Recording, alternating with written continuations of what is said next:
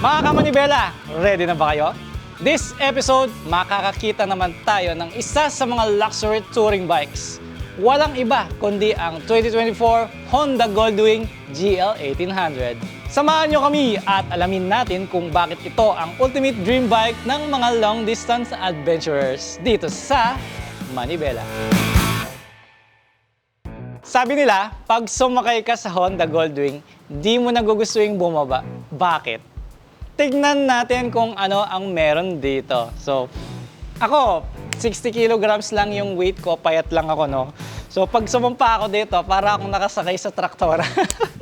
Pero wag kayong ma-intimidate sa kanyang laki dahil kung mapapansin niyo yung upuan niya, pinatabas na nga pala ito, by the way, ng may-ari.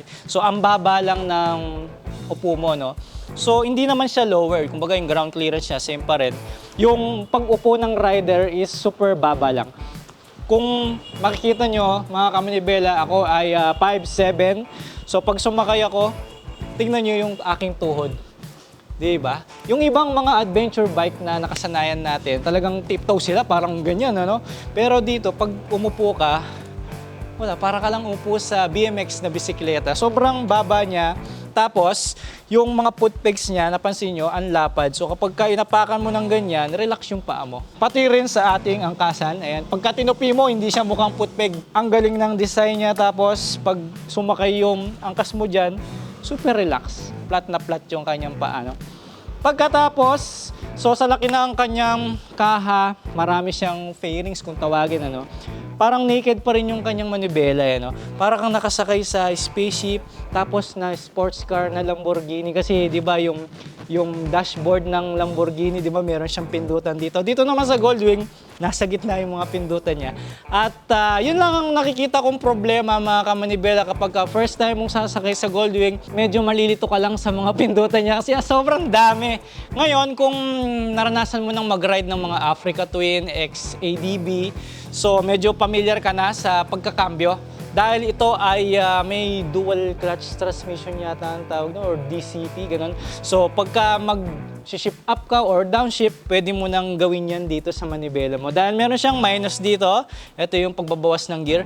At pwede rin magdagdag ng gear dito, meron siyang pindutan sa harapan. At eto pa, kapag gusto mong mag-neutral, pipindutin mo lang yan dito. N. Tapos dito naman kapag magdadrive ka na. So meron siyang dalawang option, pwedeng manual mo lang siyang chini-change ng gear, pwede ring automatic, siya na mismo mag-a-adjust ng gear, depende sa bilis at sa pangangailangan ng motor pagdating sa kalsada. Sa body position, sa comfortability, mamaya natin malalaman yan kapag nira-ride na natin. Pero ngayon, super relax, pwede na akong magkape habang naghihintay ng oras, diba? Sarap. So, ganun din sa ating angkas. Meron siyang napakaganda, napaka-komportableng upuan. Sa Goldwing nyo lang po yan makikita, mga kamanibela, dahil ako, example, ako'y uupo ngayon dito. Ayan. So, sasandal ako. Hindi lang may sandalan, meron pa siyang armrest. Meron siyang armrest, napakalupit. At kahit na meron siyang lagayan dito or side pannier siya, ang tawag dyan. So hindi siya sagabal. So kaya naman pagpunta ni Sir sa Mindoro, sabi niya magra-ride siya doon.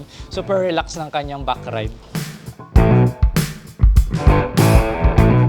Nabanggit ko nga, yung napakalaking kaha niya, sumabay pa yung kanyang mga lalagayan. Ito yung mga compartment niya, mga kamanibela.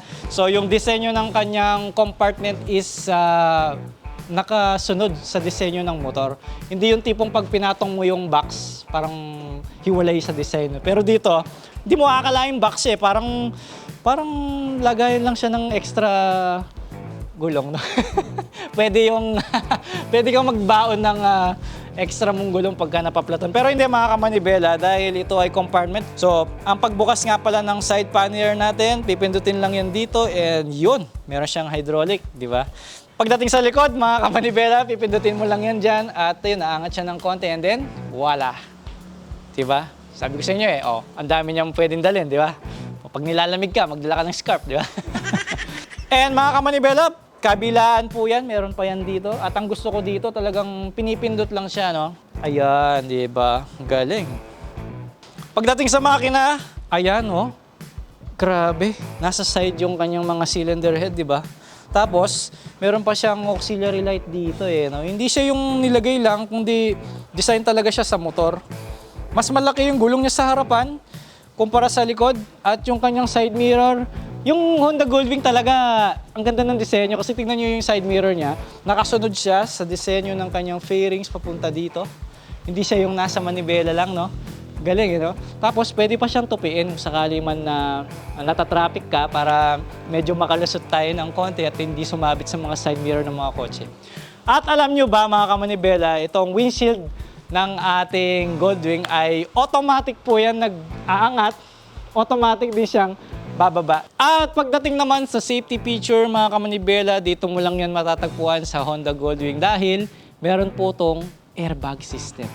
So pagka nabangga po, wag naman sana, is mag-eject po ng automatic ang ating airbag para naman hindi tumama yung muka o yung ulo ng ating rider dito sa harapang bahagi ng motor. So may sasalo. So yung impact hindi ganoon kalakas. At nasabi ko nga, super komportableng gamitin ng ating motor. So gusto ng Honda na ang rider is nag-e-enjoy habang nagmamotor. So nilagyan ng Honda ng speaker itong ating Honda Goldwing. So kung makikita nyo, meron siyang dalawang malaking speaker dito. So habang nasa traffic ka or nagko-cruise ka, kung saan ka man pumunta, maririnig mo ang music at mag-e-enjoy ka.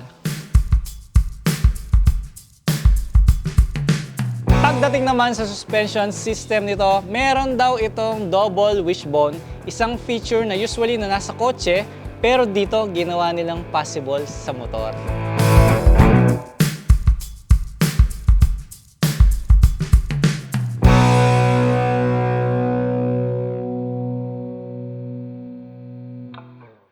Hindi lang looks ang importante pag titingin sa motor. Sabi nila, ang best review ay galing sa mga tunay na gumagamit. Kaya kilalanin natin ang owner nitong 2024 Goldwing. Makakasama po natin si Sir Arnel Lucas Sagle, ang owner nitong luxury touring bike na Honda Goldwing.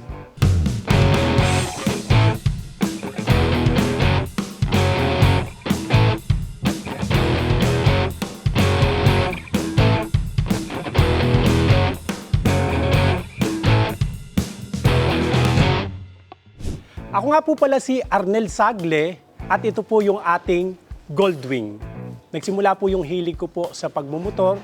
Siyempre, kagaya po ninyo, nung karamihan naman po yata sa atin, bata pa lang, pag nakakarinig po tayo ng mga bumobomba, gusto na natin, nagiging pangarap na po natin na magkaroon po tayo ng motor. Ganon din po ako. Kaya lang, ang problema lang sa akin nung ako'y bata, wala akong pambili. Dahil kami po, galing lang po kami sa mahirap na pamilya at sa awa po ng Panginoon, nagsikap po kami.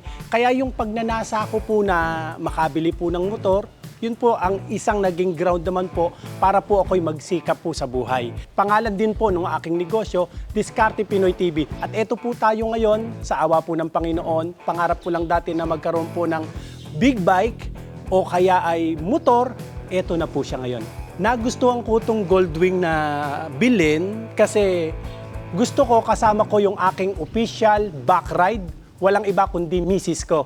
Kaya dito sa upuang ito, walang makakaupo rito, liban po sa aking asawa yan.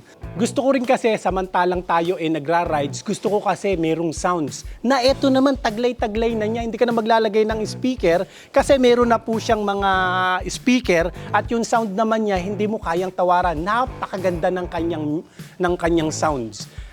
Kinukonek lang po sa cellphone, tapos, halimbawa ay magpapatugtog po ako. Ayan, ayos na ayos po. Habang nasa long ride po kami, meron kaming music ni Mrs. Ang price po niyan sa merkado po ngayon, 2 milyon po yung cash. Ano po? Pero sa akin naman po, kung ako po ang tatanungin ninyo, sulit naman po siya. Eto, marami na rin po yung narating po nito. Nakarating na rin po ito sa Bataan, sa pinakamasarap na kape na aking natikman, sa Daniel's Coffee, sa KD Rock. Yan po. At nadala na rin po natin to sa Zambales. Pagka nagdadrive po ako, nasa isip ko pong palagi, meron akong pamilyang naghihintay po sa akin. hinihintay ako ng anak ko na pagdating ko, sasalubungin po ako. Yun lagi ang pinaka-antidote ko para hindi ako piga ng piga. Dapat, anuman po ang dala nating motor, lagi nating alintana, kalakip ang pag-iingat. Siyempre, lagi tayong mananalangin po sa Diyos, maingatan po tayo. At dagdagan po natin ng pag-iingat. Sabi nga ni Kuya Daniel, mata sa kalsada, kamay sa manibela.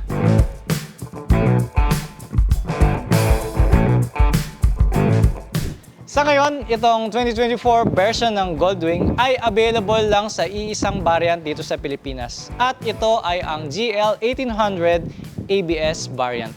Pero, isa sa interesting na feature nitong Honda Goldwing, mga kamanibela, ay meron itong 1,833cc na makina na may flat 6 engine. Ano ibig sabihin? Ang lakas, smoothness at reliability ay comparable sa isang luxury car. Kung ikukumpara naman natin sa previous 2023 model nito, halos wala siyang pinagbago pagdating sa engine, transmission at saka sa mga advanced features na meron ito. Pero para sa mga naghahanap ng mas aesthetic na options, nag-add ang Honda ng new color options para sa kanilang 2024 lineup.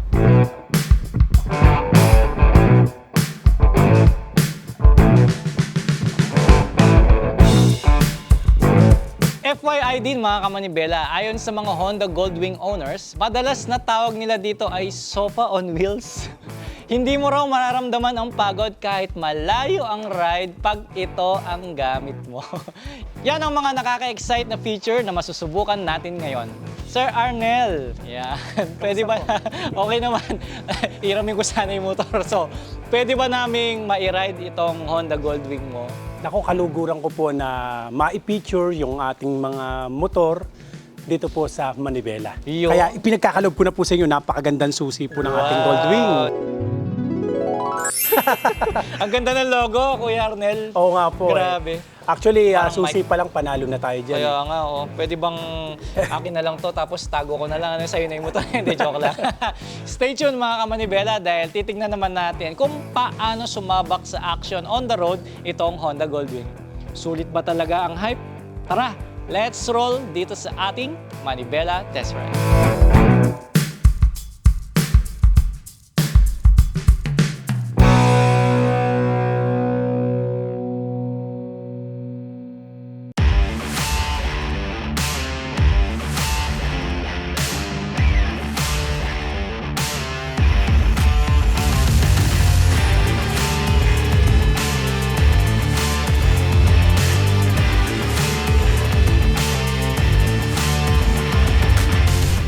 Alright mga kamanibela, magte-test ride na tayo ng Honda Goldwing. So pipindutin lang ang D. Ayan. So mag-aabanti na siya. Nang automatic din siyang mag-change ng gear hanggat hindi mo ino-on ang M. Dahil kapag pinindot mo ang M, ayun, ikaw ang masusunod kung anong gear ang gusto mo habang nire-ride siya. So ngayon habang mabagal ang movement natin sa motor, ramdam mo talaga yung bigat niya. Kasi 'di ba, ang laki ng makina niya, 'di ba? Kita nyo, 6 cylinder siya, 'di ba? Oh. Ang bigat oh. Pero ang maganda sa kanya, mababa yung upuan. Medyo naninibago lang ako dahil wala siyang cambio dito sa paa. Ang ganda ng tunog niya oh. Alam nyo bang parang tunog Mustang ito pag narinig nyo ng personal? Ayan, kusa siya ng nag-shift ng gear. Pagdating sa suspension, ang lambot, no? Pero dagdag na rin dahil mabigat ang motor. So yung response ng motor sa lubak, mabagal yung paglubak niya or yung pagganyan niya. Basta yung pag-alog ng katawan natin, medyo, alam mo na, walang masyadong pitik. Dito sa humps natin, kahit tuloy-tuloy tayo, di ba? Smooth pa rin, di ba? So, ang torque lang niya, ngayong naka second gear tayo, ayan, naka-appear dito sa screen natin. So, malakas yung pitik niya, no, pag binibigla mong i-throttle ng ganyan. Pagdating sa preno, konting pitik lang, responsive siya. Dito sa kanyang instrument panel, kitang-kita lahat, nakaharap sa'yo, no? Hindi mo na kailangang lumingon. Tapos mata na lang yung gagalaw, makikita mo siya. Tapos sa side mirror niya, dahil nakalabas siyang ganyan, no? Kitang-kita yung likod, no? Try naman natin yung kanyang manual. Ayan, naka-manual tayo. Tignan natin kung ilan yung gear niya. 4, 5, 6. Ayan, kusa siyang nagbabawas eh, no? So yun, hanggang 6 gear lang tayo, no? Pag nagbawas tayo, pindot lang. Ayan. Tapos pag gusto mong mag-automatic ulit, A mo lang, then lalabas yung D. Ibig sabihin naka-automatic ka dyan. Yung suspension, grabe, super nakaka-enjoy siya, no? Tapos madali siyang i-ganyan, oh. Hindi hirap. Dahil pangalawang beses ko na rin gumamit ng Goldwing, kaya may konti akong idea kung paano siya i-drive. At nakikita nyo to, yung sa suspension niya, ganyan siya kalambot at talagang gumaganon yung harapan niya. So ang nangyayari, yung upuan mo, hindi mo dama yung pag-alog. Tapos ang lakas ng arangkada, oh.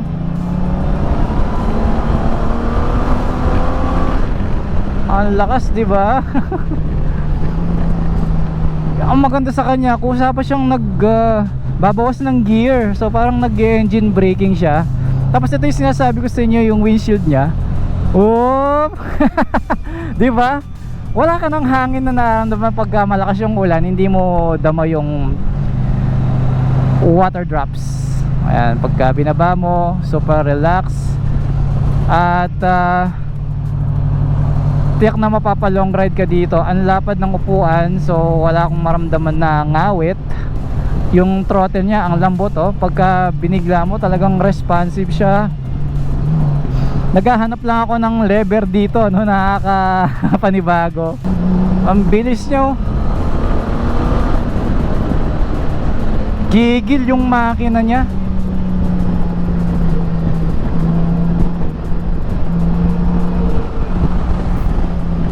Sa truck, nung tinabihan natin, dahil sa bigat ng motor, parang wala lang.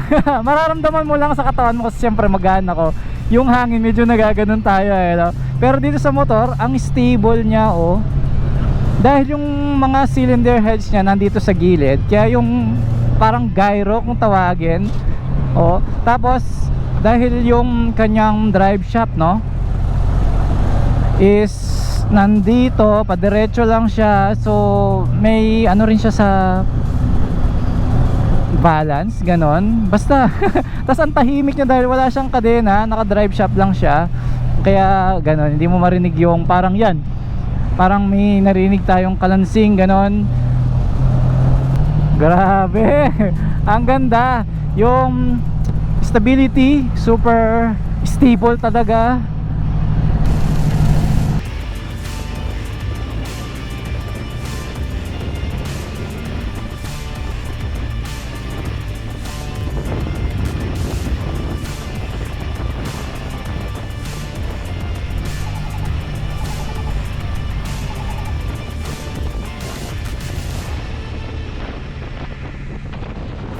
At ayun na nga, na-experience na natin na napakalupit. Sobrang bilis pero super komportable na Goldwing. At siguro ako, hindi nagsisi si Kuya Arnel sa pagbili ng ganitong klaseng motor. Ako nga, ilang minuto ko lang ginamit pero super na-enjoy ako at super nabitin ako sa biyahe. Sana may susunod pa, di ba? So, ako naman, personally, ang aking masasabi sa Goldwing ay talagang mapapalong ride ka. Totoo nga yung sinabi nila sa ano nila, yung manual or yung brochure, ganon, na mapapalong ride ka talaga kapag ka Goldwing. Bakit? Kasi nasatisfied ka eh. I mean, di ba pag nagra-ride tayo, napapagod tayo. Pero dito, hindi mo maramdaman yung pagod. Hinahanapan mo siya ng pagod pero ayaw kanyang pagurin. Yung lahat ng relax, binigay sa'yo, lahat ng technology, binigay sa'yo. So yun, maraming salamat po Kuya Arnel sa pagbibigay ng opportunity na ma-experience yung motor. At meron ka bang gustong batiyan, Kuya Arnel? Baka meron Actually, Kuya Red, ako nga nagpapasalamat dito sa Manibela at na na ipakita ninyo yung ating motor at malaking tulong kasi yung Manabela sa mga kagaya po nating riders, yung mga tips na ibibigay ninyo at yung mga experience din na ipinagkakaloob or ibinabahagi ng mga nai-interview ninyo. Napakalaking bagay nun, lalo na sa mga beginners. Kaya nagpapasalamat ka sa akin, nagpapasalamat din naman ako Yun. sa Manibela. Thank you po. Thank you. So baka meron po kayong gustong i-promote or batiin, pwede nyo pong sabihin ngayon sa ating mga manonood. Okay. Paki-follow nyo na lang po ako sa aking pong Facebook page, Diskarte Pinoy TV, o kaya sa ating pong YouTube channel. Ang Diskarte Pinoy TV, bilihan po kami at supplier po kami ng mga power tools. Murang power tools at mga generator. Yung generator na walang daya, kung yun po ang kailangan ninyo, malakas, pero mapakatipid po sa gasolina. Diskarte Pinoy TV po yan. Paki-search nyo na lang po, Diskarte Pinoy TV. Ayun, Salamat po. talagang mapapadiskarte ka talaga dito kasi makakabili ka ng Goldwing kapag kagaya ka ni Kuya Arnel na madiskarte. Sa mga followers ko po sa Diskarte Pinoy TV, huwag niyo pong kakalimutang i-follow din ang Manibela Channel, meron po tayong YouTube, Facebook. So, yun, mag-like, share, and subscribe. Mag-comment na rin po kayo kung meron po kayong gusto pang i-feature na motor at kotse. Basta may Manibela, sagot po namin kayo. Kaya naman, lagi naming pinapaalalahanan lahat po ng kapwa naming riders and mga drivers sa kalsada na laging tandaan, mata sa kalsada, kamay sa Manibela.